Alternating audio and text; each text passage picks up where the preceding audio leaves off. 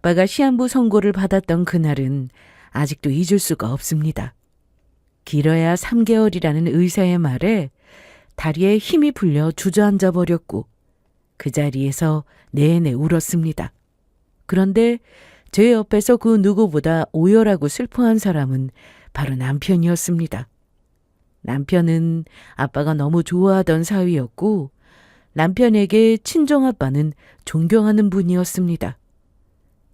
그래서 남편이 이러한 현실을 받아들이지 못하고 슬퍼한다고 생각했는데 사실은 그게 아니었습니다. 엄마! 드디어 돌아가신대. 바로 집 사드릴 테니까 조금만 기다리세요.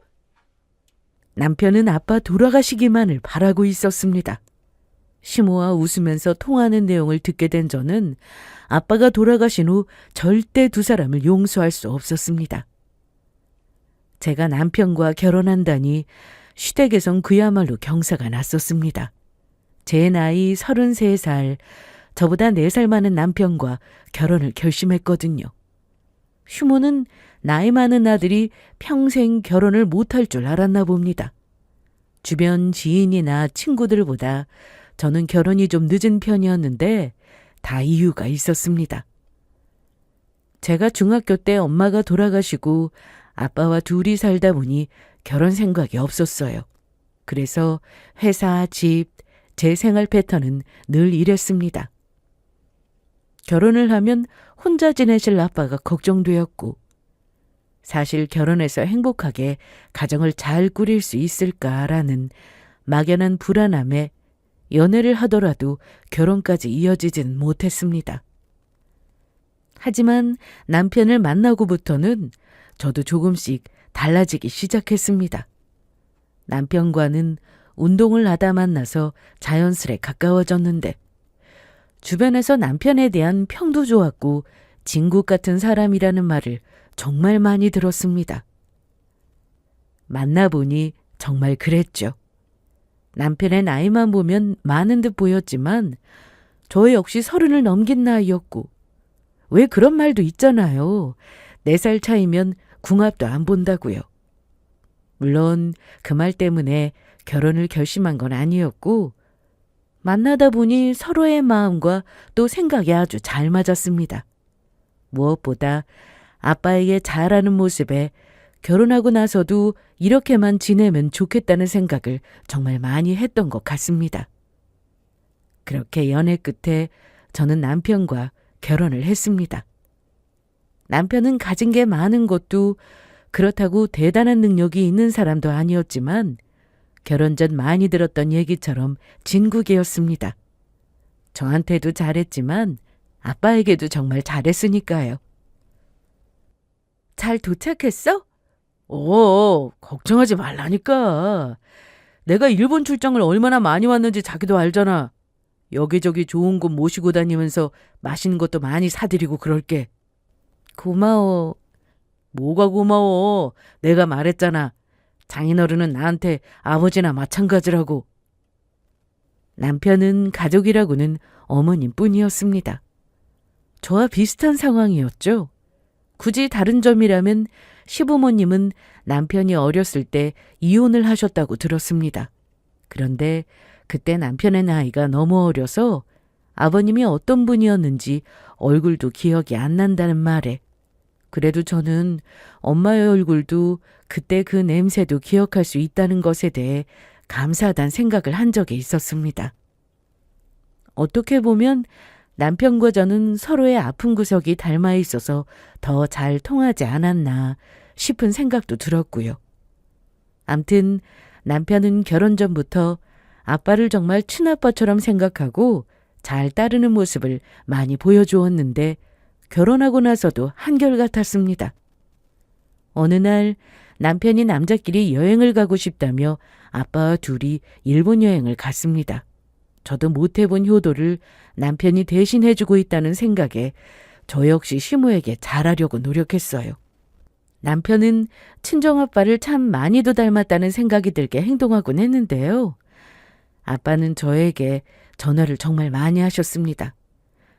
결혼 전에도 결혼하고 나서도 아빠가 딸 보고 싶어서 전화했지. 아빠의 전화를 받으면 첫 멘트는 늘 똑같았어요. 그런데 남편도 그랬습니다.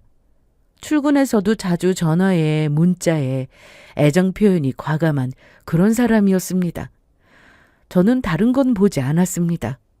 남편의 다정함과 책임감 그거면 충분했는데 결혼하고 나서 저는 물론 아빠에게도 잘하는 모습에 늘 감사했습니다. 결혼이 이렇게 행복한 거였다면 진작에 할 걸. 이런 생각도 들 정도로 저는 더 바라는 것도 없이 이렇게만 살았으면 하는 생각뿐이었습니다. 하지만 저에겐 그조차 사치였나 봅니다. 친정아빠가 시한부 선고를 받게 되었거든요. 아빠, 병원에서 뭐라고 했어요? 별 문제 없대. 그냥 나이가 들면 원래 여기저기 고장 나는 거지 뭐. 아빠는 괜찮아. 저에게 아빠라는 존재는 매우 강한 분이었는데 병원을 자주 다니시는 모습을 보니 정말 나이는 어쩔 수 없는 건가 싶었습니다. 그런데 좀 이상했습니다. 갑자기 아빠가 몇 주 사이로 입원을 하셨고 그러다 큰 병원으로 옮겨서 검사를 받게 되셨거든요. 그것도 처음엔 저에게 아무 말씀 안 하셔서 모르고 있었는데 친정에 갔다가 아빠의 병원 서류를 보고 알게 되었습니다. 아빠, 이건 뭔데?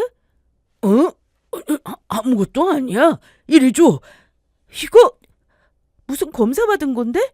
아이, 그냥 검진 받은 거야.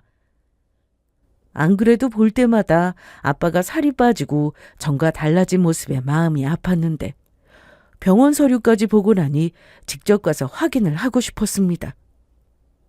그래서 며칠 뒤 아빠와 함께 해당 병원으로 갔고 아빠의 몸 상태가 어떤지 이날 정확히 알게 되었습니다.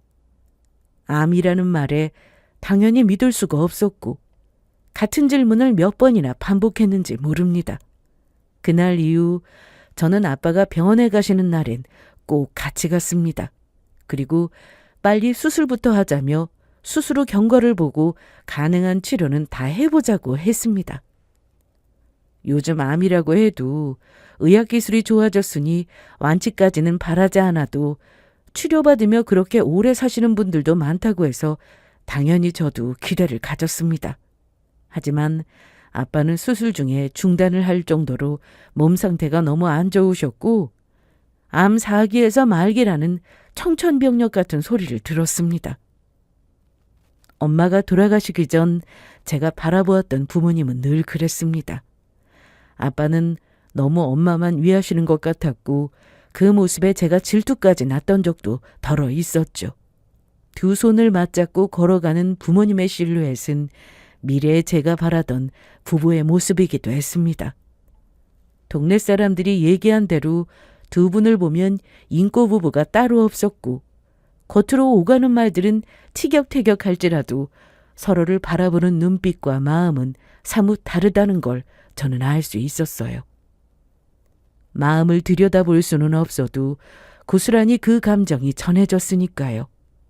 그랬던 엄마가 먼저 떠나고 홀로 남겨진 아빠를 보며 앞으로 더 잘해드려야지 다짐했는데 이제 몇 달 뒤에는 제 곁에 아빠가 없을 수 있다는 의사의 말에 현실을 알면서도 믿고 싶지 않았나 봅니다. 한동안 미친 사람처럼 아빠에게 다른 병원도 가보자고 어린애처럼 떼를 쓰고 또 썼습니다. 아빠, 그 병원 가지 마. 돌팔이야. 무슨 의사가 그래? 책임감도 없고? 한나야. 분명 아빠 아픈 거 싹 고쳐줄 의사 있을 거야.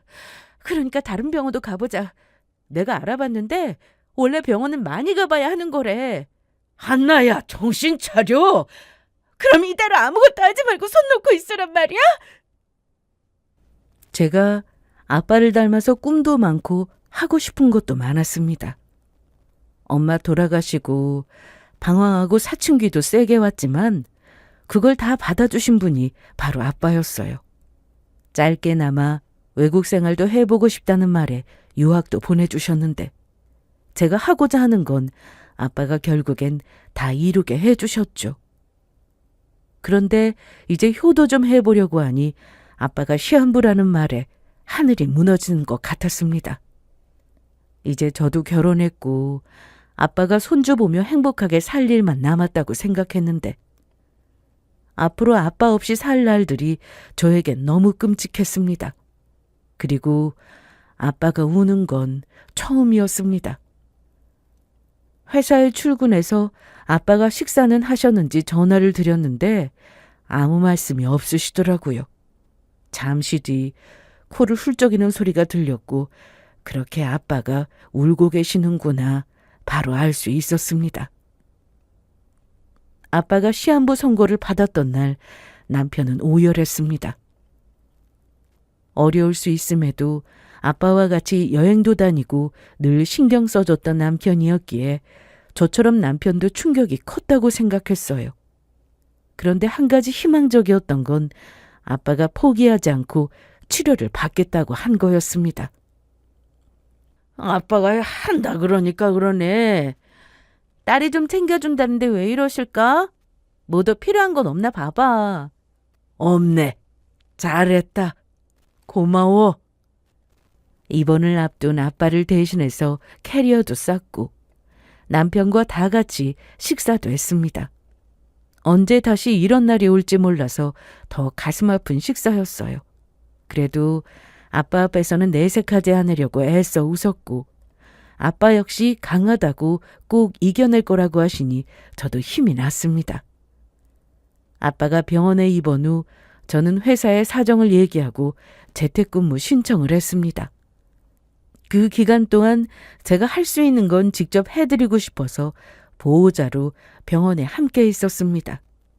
남편 역시 회사 일로 피곤할 텐데 병원에 정말 자주 왔습니다. 입원 시간도 정해져 있어서 남편은 병실까지 들어올 수는 없었는데 도시락을 쌌어? 자기가? 나도 한다면 해. 맛은 보장 못하지만. 그런데 얼굴 보니까 밥도 못 먹었구만. 맞지? 먹었어. 먹기는. 맛은 없어도 이거 먹고 들어가. 마음 같아서는 내가 대신 아버님 옆에 있고 싶은데 미안해. 뭐가 미안해. 자식인 내가 아빠 옆에 있는 게 당연하지. 그렇게 말하면 섭섭하다. 나도 아버님한테 아들 소리 들었는데 나한테도 아버지나 똑같다고. 아무리 자주 찾아뵙고 전화통화를 매일 해도 저는 시어머니가 어려웠습니다. 그러니 남편도 친정아빠가 어렵고 불편한 순간도 많았을 겁니다. 그럼에도 늘 노력하고 아빠와 친해지기 위해서 애쓰는 모습이 고마웠어요. 아빠가 병원에 입원하신 뒤로 남편은 저를 많이 챙겨줬으니 세상에 이런 남편이 또 있을까 싶은 생각도 했거든요. 아빠는 병원에서 말한 3개월이라는 기간을 무사히 넘기셨습니다.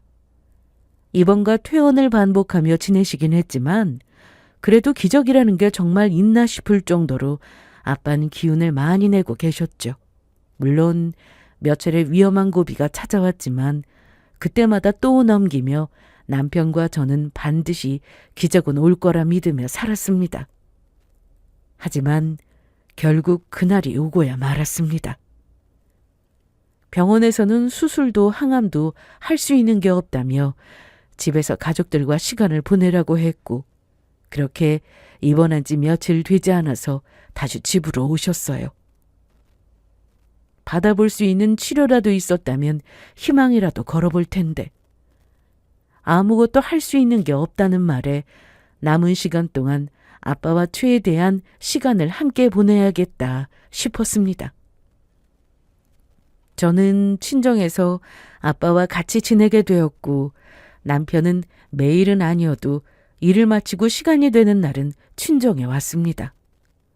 아빠는 집에 오신 뒤로 살도 많이 빠지셨고 보기만 해도 눈물이 나올 정도로 달라진 모습이었습니다.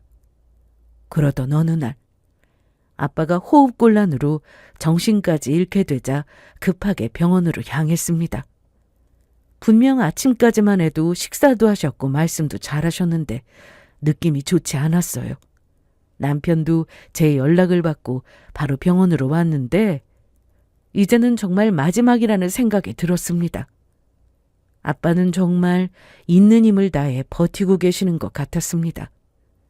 병원에서는 부를 사람이 있으면 빨리 연락하라고 했고 저도 그런 현실을 받아들여야 했습니다. 그런데 곧 다가올 아빠의 죽음보다 더 충격적이었던 건 바로 남편이었습니다.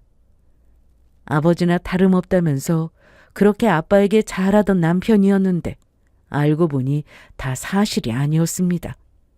남편은 회사에서 바로 오느라 옷도 갈아입지 못한 상태여서 제가 집에 다녀오라고 했는데요. 괜찮아. 내가 안 괜찮아서 그래. 급하게 오느라 땀도 흘렸는데 샤워하고 옷도 편하게 갈아입고 와. 정말 괜찮겠어? 집까지 얼마 걸리지도 않은데 뭘. 그럼 나 얼른 다녀올게.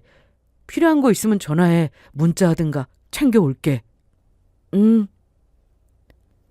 남편은 대중교통을 타고 출퇴근을 했는데 이날 편하게 다녀오라고 차 키를 준다는 걸 깜빡해서 급하게 병원 입구로 다시 가봤습니다. 병원 정문에서 조금 걸어야 버스 정류장이 있기 때문에 뛰어가면 될 거라 생각했거든요. 그런데 남편은 병원 정문 한쪽 구석에서 통화를 하고 있었습니다. 그 모습을 본 저는 잘 됐다 싶어 남편을 부르려고 했는데 방금 전까지 한숨을 쉬며 속상해하던 얼굴이 아니라 환하게 웃는 모습에 순간 뭐지 싶었습니다. 그렇게 저와 남편은 기둥을 사이에 두고 서 있었는데요. 남편이 누구와 통화하는지 무슨 내용인지 듣게 된 저는 너무 큰 충격을 받았습니다. 아이, 그럼 엄마 신나지. 그냥 웃음이 절로 나네. 시한부 판정받고 바로 돌아가실 줄 알았는데 진짜 그냥 봐 명도 길어. 아이 글쎄 이번에 확실해. 내가 정확히 들었어. 드디어 돌아가신대. 부를 사람 있으면 다 부르라고 했으니까 이 정도면 병원에서도 아는 거지. 암튼 엄마 바로 집 사드릴 테니까 조금만 더 고생하세요. 이제 고생 끝! 행복 시작이니까. 남편이 저렇게 웃으며 통화한 상대는 바로 시모였습니다. 너무 놀란 저는 기둥 뒤에 바짝 붙어 있다가 빠른 걸음으로 병실로 돌아왔고 남편이 집에 갔다가 다시 병원으로 오고 있다는 연락을 받고는 아무렇지 않게 알겠다고 했습니다. 그리고 잠시 뒤 아빠가 돌아가셨습니다. 병원에서 그렇게 마음의 준비를 하라는 말을 많이 들었음에도 저는 준비가 되지 않았습니다. 아마 하기 싫었던 것 같습니다. 그러면 아빠가 더 빨리 떠나버릴 것 같았거든요. 시한부에서 기적적으로 건강을 되찾고 사시는 분들의 얘기를 들으며 아빠도 꼭 그렇게 되길 빌고 또 빌었는데 그런 기적은 아빠에게 찾아오지 않았습니다. 이땐 더 이상 아빠를 볼 수 없다는 현실에 너무 슬퍼서 남편이 시모와 통화한 그 충격적인 내용은 생각도 안 났습니다. 장례 준비를 하면서도 하도 울어서 눈은 부을 대로 붓고 일어서 있을 힘도 없었어요. 장례가 시작되고 시모도 왔습니다. 남편과 웃으면서 통화해놓고 슬픈 척 연기도 참 잘하더라고요. 아이고 한나야, 이게 무슨 일이야. 그동안 병원에 가봐야지 했는데 못 가봐서 미안해. 괜찮습니다. 그런데 그때 남편이 시모에게 무슨 눈짓을 하는 것 같았습니다. 시모 역시 남편의 얼굴을 보고는 내 정신 좀 봐. 내가 이러고 있으면 안 되지. 뭐 하세요? 손님들 계속 오는데 내가 음식이라도 날라야지. 여기 직원분이 해주실 거예요. 그냥 계세요. 그래도 내가 남이야? 가족인데 손님 대접은 내가 하는 게 맞아. 넌 그냥 있어. 시모는 그렇게 장례 기간 내내 함께 있었고 남편도 마찬가지였습니다. 제가 그 통화 내용만 듣지 않았더라도 두 사람에게 너무 감사했겠지만 둘이 무슨 생각인지 안 이상 행동 하나하나 너무 보기 싫었습니다. 아빠의 장례식이 다 끝나고 난 후 남편은 본색을 드러내기 시작했습니다. 제가 다른 형제자매도 없으니 아빠의 물건 정리는 저 혼자 해야 했는데요. 남편이 도와준다고 했지만 거절했습니다. 회사 일을 마치고 저는 친정으로 갔고 그렇게 아빠의 물건들을 하나둘씩 정리하며 남편과의 결혼 생활도 정리하기로 마음먹었습니다. 남편이 웃으면서 시모와 통화할 때 시모에게 집을 사주겠다고 한 말이 마음에 걸렸습니다. 그래서 장례식장에서 남편이 자고 있을 때 몰래 핸드폰을 봤어요. 시모와 대체 무슨 통화를 한 건지 무슨 꿍꿍인 건지 알아야겠다 싶어서요. 남편이 처음부터 그런 못된 마음을 먹고 저와 결혼을 결심한 건지 그것까지는 알 수 없었지만 확실한 건 아빠와 여행을 다녀오고 난 뒤 본격적으로 재산을 욕심내고 있었던 건 맞았습니다. 아빠와 남편 단둘이 일본 여행을 갔을 때 두 사람이 많은 얘기를 나눈 것 같았는데요.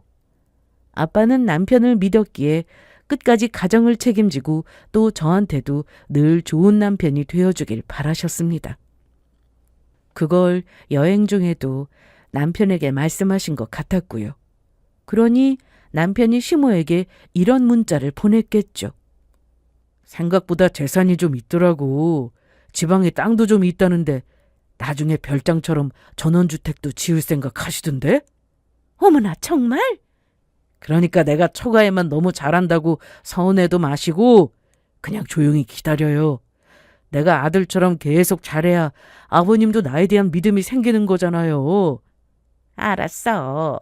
나는 아들이 시키는 대로만 할 테니까 걱정하지 마. 이왕이면 한나한테도 잘해주면 좋고요.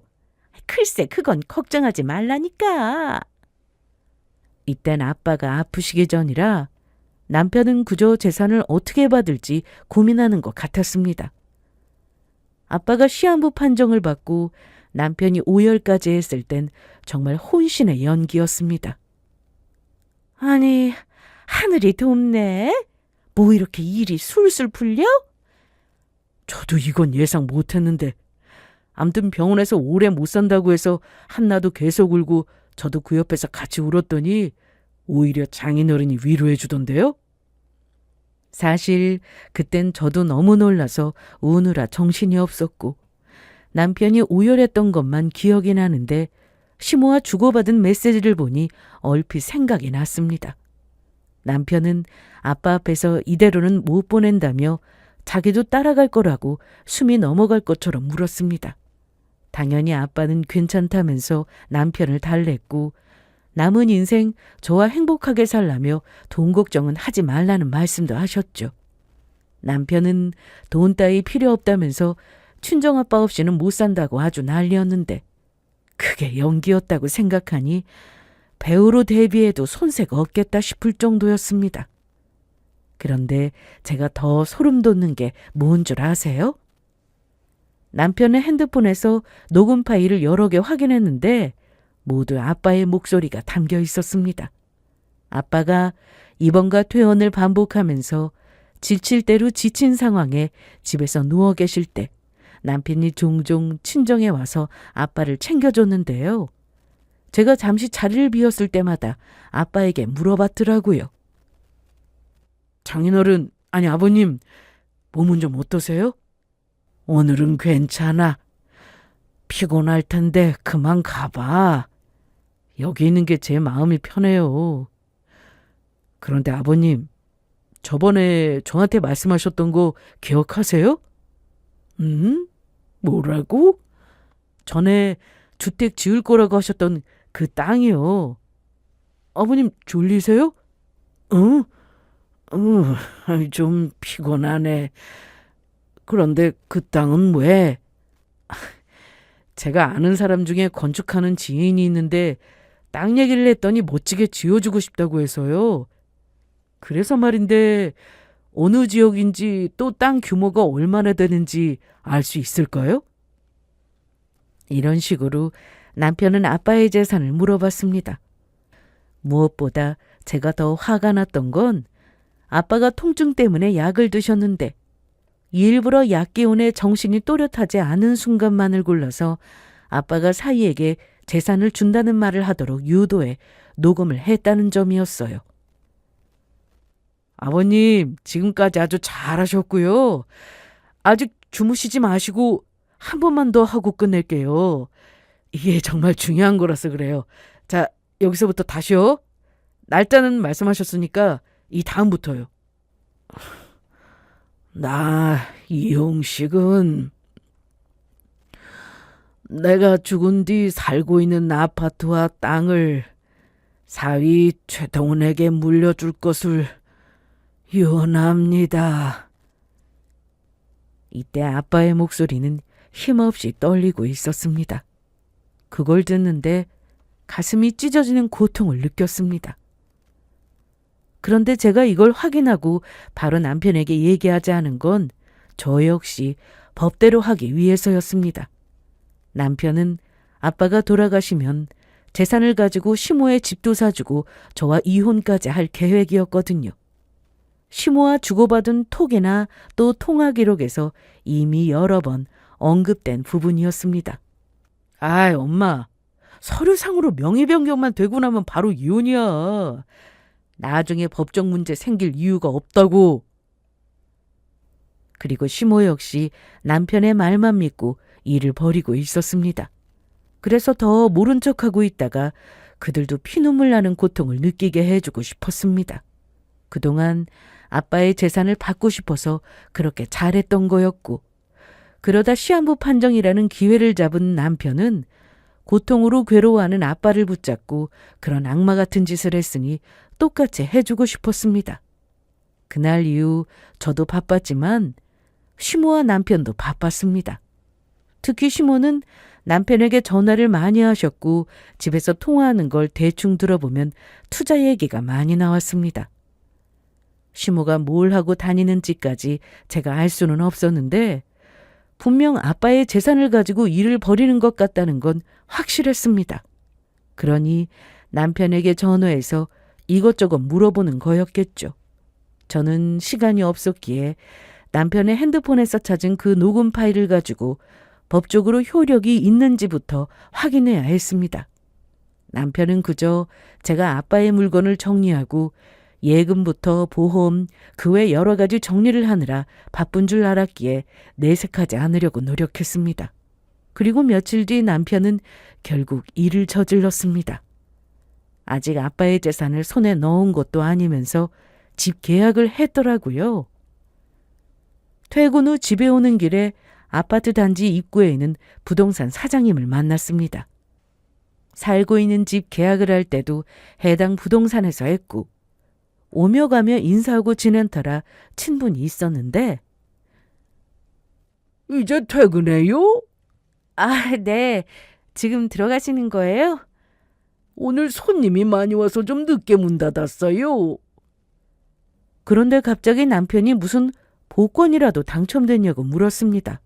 그래서 무슨 말이냐고 했더니 며칠 전에 남편이 시모를 모시고 와서는 아파트를 보고 갔다고 했어요. 저기 길 건너 아파트 보고 갔는데 바로 계약을 할 것처럼 말하더니 그냥 갔거든요. 두 곳 보고 갔는데 하나는 20평대고 또 하나는 30평대였는데 거긴 작은 평수도 가지고 있으면 돈 버는 거라고 전해줘요. 평수로 고민하다 놓치면 아깝잖아요. 그럼 저 먼저 가요. 아, 네. 들어가세요. 집에 와서 남편에게 말할까 말까 고민하다 어떻게 하는지 지켜보기로 했는데요. 며칠 뒤 남편이 시모 명의로 집을 계약한 사실을 확인했습니다. 그러니 그날 이후 남편이 저에게 돈 얘기를 하기 시작했습니다.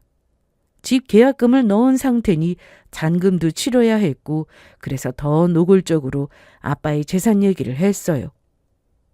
자기야, 아버님 물건 정리는 다 했어? 아직. 왜? 서둘러야지. 예금부터 보험까지 그게 기한이 있는 건데. 알아. 내가 알아서 할게. 그래. 그런데 나하고도 정리할 게 있는데. 무슨 정리? 저는 남편이 무슨 말을 할지 이미 다 알고 있었지만 끝까지 모른 척하고 들었습니다. 아버님, 그 땅 말이야. 땅? 여기 서류 받아. 이게 다 뭔데? 땅 명의 변경을 하려면 서류 필요하잖아. 한번 보고 빠진 거 있으면 말해. 내가 바로 떼어다 줄 테니까. 남편은 이날 이왕이면 빨리 서류 정리를 끝내자고 했습니다. 제가 뭔 소리냐고 했더니 그 녹음 파일 얘기를 꺼냈습니다. 내가 진작에 자기한테 들려주려고 했는데 아버님 돌아가신 지 얼마나 됐다고 이런 거 들려주면 자기만 더 힘들 것 같아서 기다렸어. 그리고 잠시 뒤 아빠의 그 떨리는 목소리가 남편의 핸드폰에서 흘러나왔습니다. 다시 듣는데도 너무 가슴이 아팠어요. 끓어오르는 분노를 애써 참아가며 저는 남편에게 어떻게 된 거냐고 물었습니다. 이걸 어떻게 녹음하게 된 거야? 그때 자기 잠깐 나갔을 때였나? 자긴 기억도 못할 거야. 암튼 나 혼자 있을 때 아버님이 녹음하라고 하셔서 난 시키는 대로 한 거야. 아빠가 자기한테 녹음하라고 시켰다고? 말씀하시기 힘드신 것 같아서 나는 그만하시라고 했는데도 나중에 말도 못하게 될 때는 하고 싶어도 못하니까 지금 빨리 녹음하라고 하시면서 이렇게 말씀하셨어.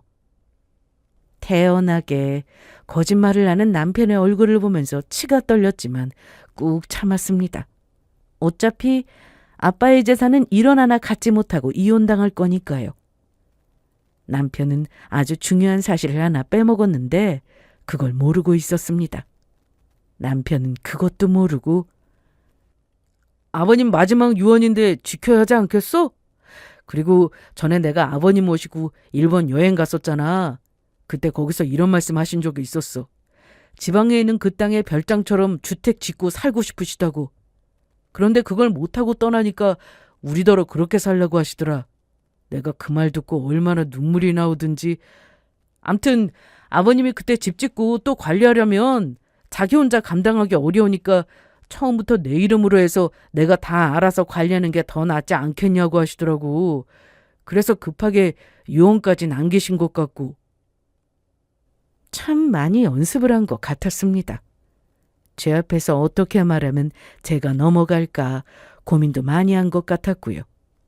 그래서 저는 남편이 준 서류를 보고는 확인해보고 알려주겠다고 했습니다. 그 사이 저는 열심히 이혼 소송 준비를 했죠.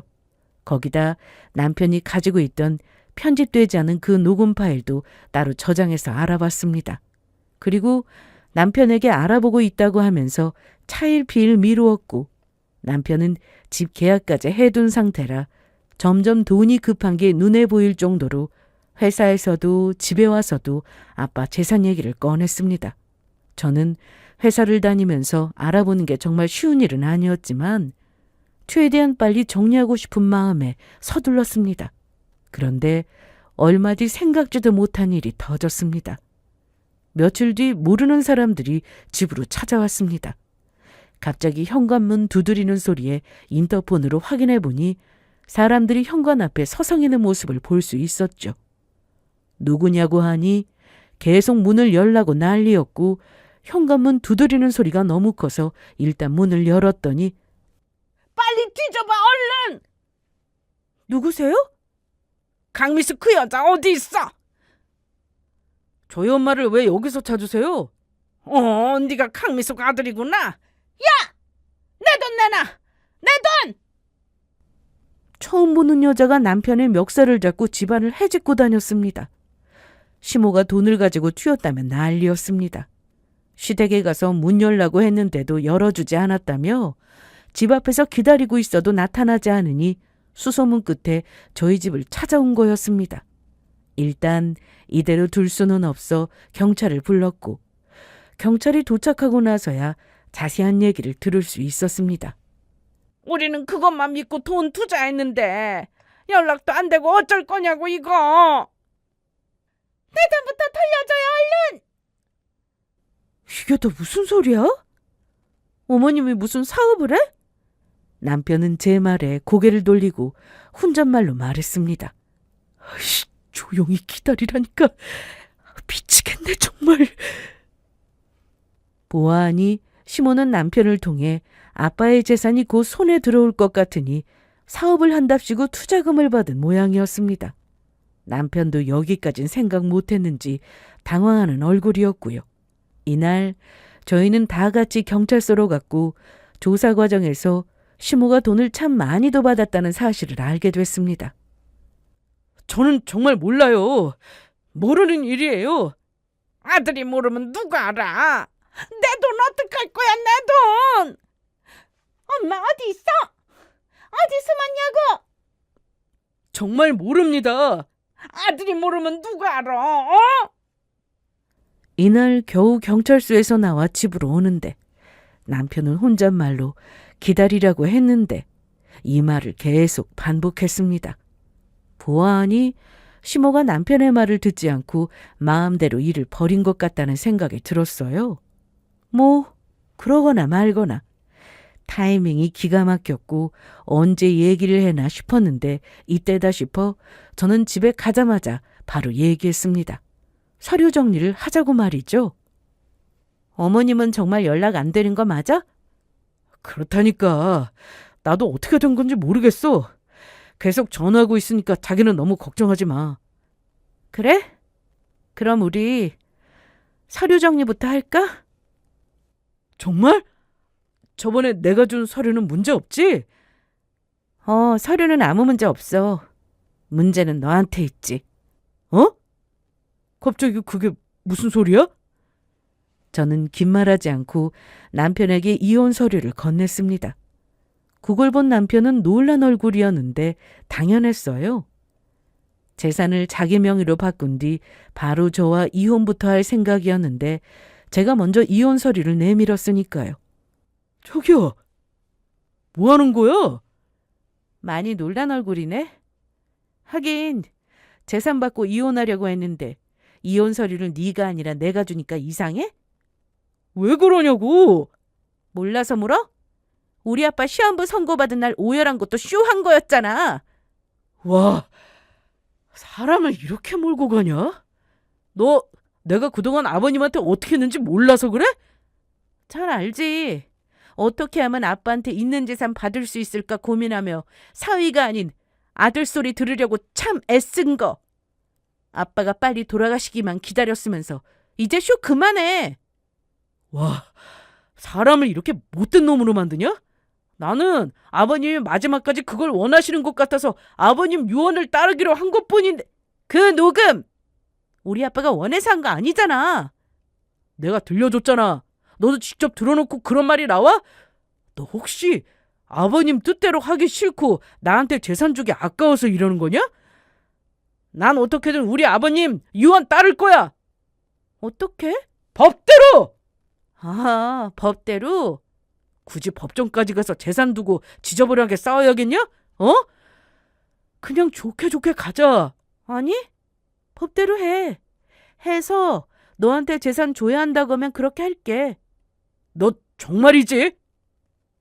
하지만 남편은 법대로 하면 시간이 오래 걸린다는 이유로 바로 다음 날 저를 설득하려고 했습니다. 한나야, 정말 이렇게 할 거야? 엄마도 연락이 안 되고 답답한데 너까지 왜 그러냐? 그냥 편하게 가자. 법으로 하면 시간도 오래 걸리고 재산 때문에 우리 싸워야 하는데 그러고 싶어? 왜? 알아보니까 안 된대?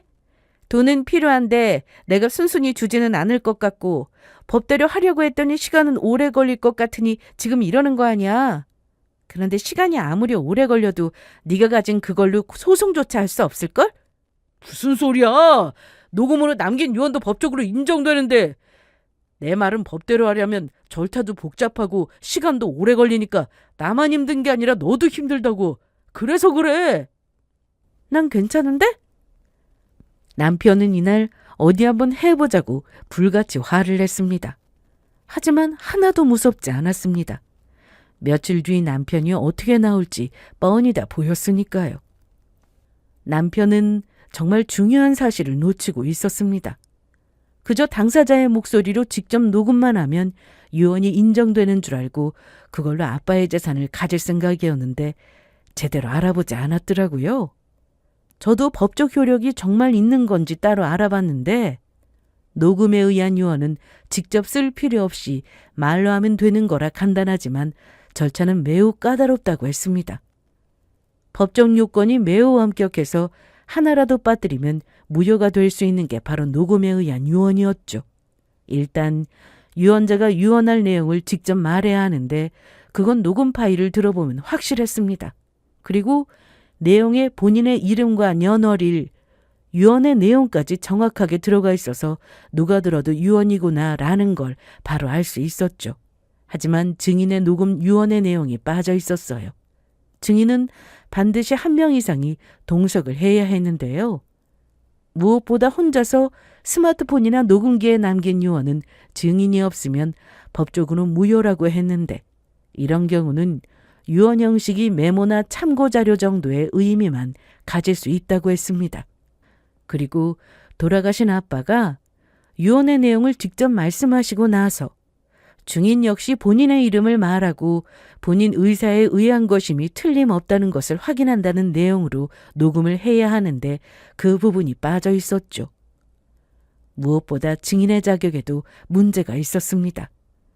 가족끼리 서로 증인이 되어주는 것은 위험하고 특히 유언으로 이익을 받을 사람이라면 더욱더 증인으로 자격 제한이 된다는 거죠. 그러니 남편이 가지고 있는 그 녹음 파일은 아무런 효력이 없었습니다. 오히려 편집되지 않은 원본 파일을 들어보면 남편이 하나하나 시켜서 아빠가 녹음하신 걸 알 수 있었기에 남편은 저와 이혼하지 않는 게 더 낫다고 판단했을 겁니다. 역시나 예상대로 남편은 며칠간 고민을 했는지 대단한 결심이라도 한 사람처럼 진지한 표정을 하고는 한나야, 미안하다. 내가 생각이 짧았어. 뭐라는 거야? 너 지금 심정 이해해. 아버님 돌아가신 지 얼마나 됐다고 내가 재산 달라고 하니 많이 서운했지? 미안해. 네 마음부터 생각했어야 했는데 일단 그 땅 얘기는 나중에 다시 하자. 어? 그러니까 서운함 풀고 이혼 얘기는 하지 마. 어? 왜? 알아보니까 안 되겠어? 어?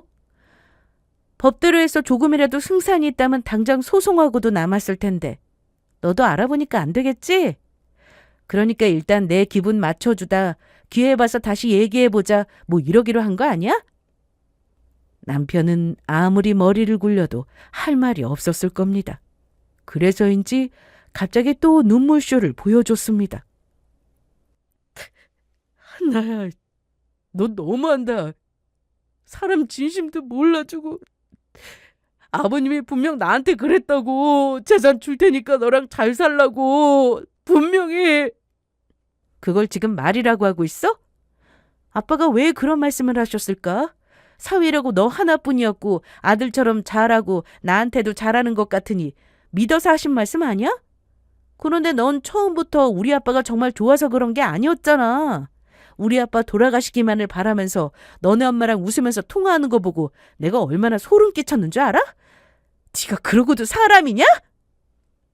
이날 남편은 저에게 모든 걸 다 들키자 결국 싹싹 빌었습니다. 잘못했다면서 이혼만은 안 된다고 하면서 말이죠. 그리고 끝까지 돌아가신 아빠에 대한 마음이 진심이었다고 하는데 저도 더는 참을 수 없어서 결국 남편의 뺨을 때리고 말았습니다.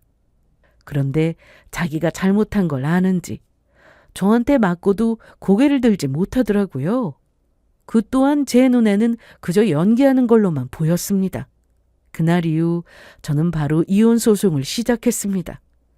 남편은 계약한 아파트 잔금을 치르지 못해 계약금을 날렸고 시모까지 사고를 치는 바람에 골치 아픈 상황이 되어버렸습니다. 남편은 시모와 연락이 되지 않는다고 했지만 실은 몰래 연락을 하고 있었습니다.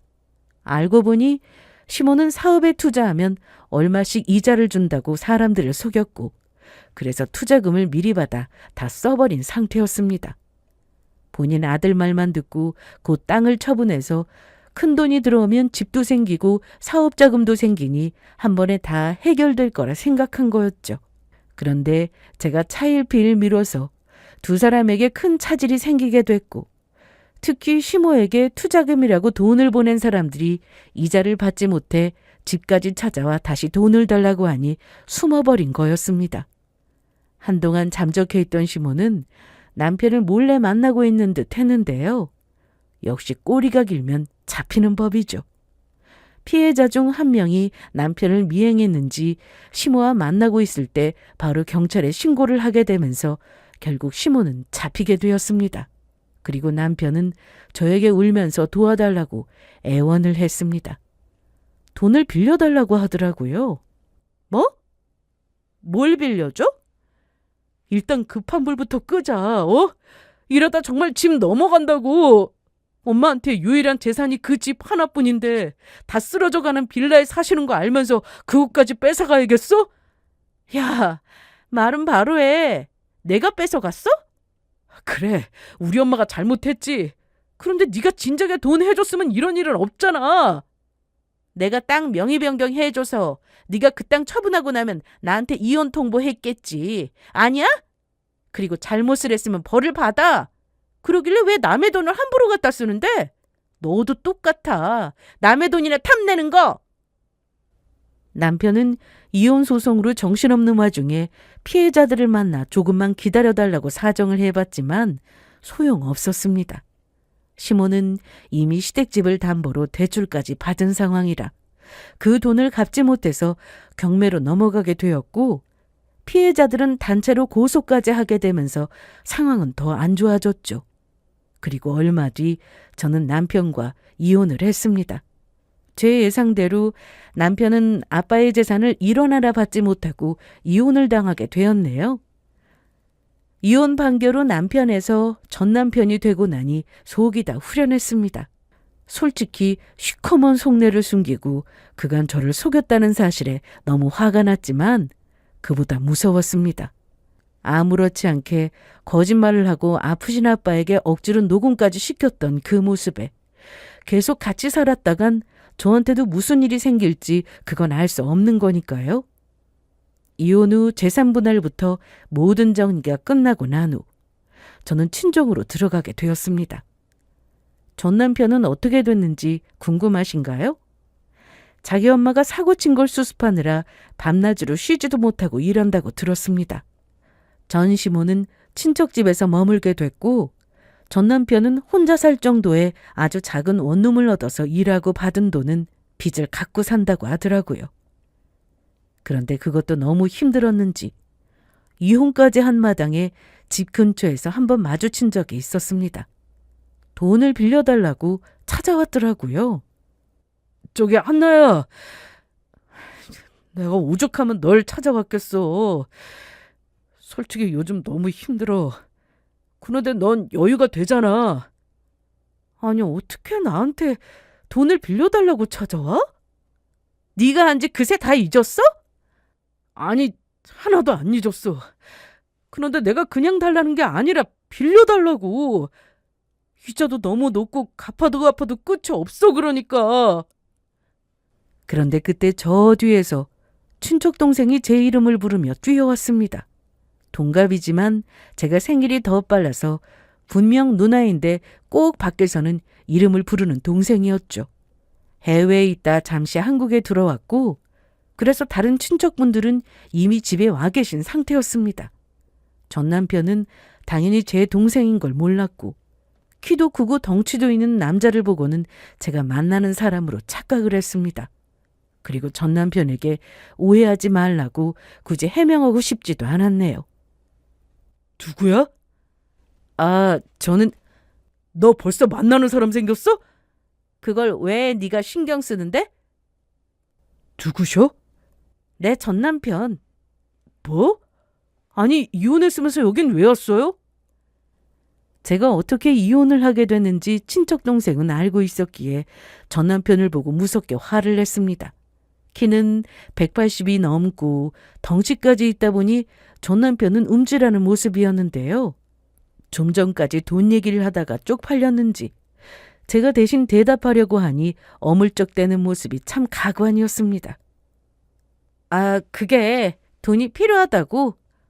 아니요. 그냥 지나가다 우연히. 정말 우연이요. 다른 이유는 절대 없습니다. 야, 너 방금도 아니요. 무슨 얘기하는 거야. 나 간다고. 돌아가면서 바닥에 있던 돌에 걸려 넘어질 뻔한 모습도 정말 우스웠네요. 그날 이후 전 남편은 다시는 나타나지 않았습니다.